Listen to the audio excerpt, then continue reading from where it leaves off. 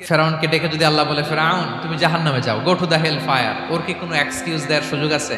কারণ তুমি দুনিয়াতে কি করেছো তোমার চেয়ে ভালো কেউ আর জানে।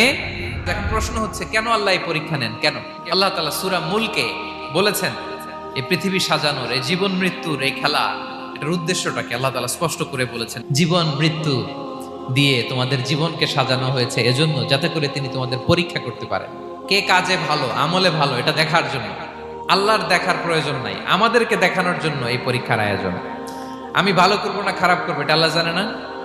তো ওনার পরীক্ষা করা লাগে কেন? আমি জান্নাতি না জাহান্নামী এটা আল্লাহ জানেন না? আমাদেরকে জানানোর জন্য এই পরীক্ষার আয়োজন। মানে তুমি জেনে যাও তুমি জান্নাতি না জাহান্নামী, এজন্য আল্লাহ তাআলা পরীক্ষার আয়োজন করেছেন। এখন আর আল্লাহকে এক্সকিউজ দেওয়ার সুযোগ নেই। আচ্ছা বলেন তো, আবু জাহেলকে যদি আল্লাহ এখন কিয়ামতের দিন বলে, Abu Jahl go to the hell fire, Abu জাহেলের কিছু বলার সুযোগ আছে? কারণ ও দুনিয়াতে কি করে আসছে এটাও জানে না।